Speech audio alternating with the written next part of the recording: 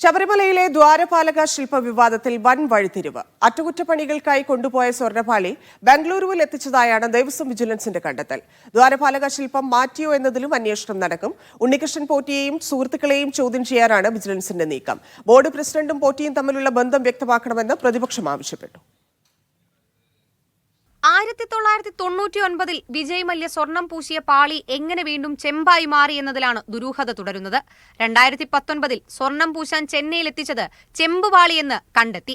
തിരുവാഭരണം commissioner തയ്യാറാക്കിയ മഹസറിന്റെ പകർപ്പ് media one പുറത്തുവിട്ടിരുന്നു. മഹസറിൽ സാക്ഷിയായി ഒപ്പിട്ടത് ഉണ്ണികൃഷ്ണൻ പോറ്റിയാണ്.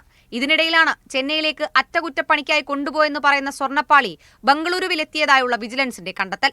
സന്നിധാനത്ത് നിന്ന് ഉണ്ണികൃഷ്ണൻ പോറ്റി സ്വർണ്ണപ്പാളി ബംഗളൂരുവിലെ ശ്രീറാംപുര ക്ഷേത്രത്തിൽ എത്തിച്ചതായി വിജിലൻസിന് വിവരം. ക്ഷേത്രത്തിന് പോറ്റിയുമായും ബന്ധമുണ്ടെന്ന് വിജിലൻസ് കണ്ടെത്തി. തിരികെ കൊണ്ടുവന്നത് പുതിയ സ്വർണ്ണപ്പാളിയാണോ എന്നാണ് അന്വേഷണം നടത്തുന്നത്.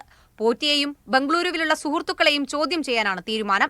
1999 മുതലുള്ള കാര്യങ്ങൾ അന്വേഷിക്കണമെന്ന് മുൻ പ്രസിഡന്റ് എ പത്മകുമാർ ആവശ്യപ്പെട്ടു. നിയമസഭയിൽ ഉൾപ്പെടെ സ്വർണ്ണപ്പാളി വിഷയം സജീവമാക്കാനാണ് പ്രതിപക്ഷ നീക്കം. എന്തുകൊണ്ടാണ് ദേവസ്വം പരിശോധിക്കായിരുന്നത്? വിജിലൻസിന്റെ സാന്നിധ്യത്തിൽ ഭാരം എന്തുകൊണ്ട് പരിശോധിച്ചില്ല? പിന്നെ ആരാണ് ഈ ഉണ്ണികൃഷ്ണൻ പോറ്റി? എന്താണ് ഈ സ്പോൺസർക്ക് ഉള്ള പ്രത്യേകത?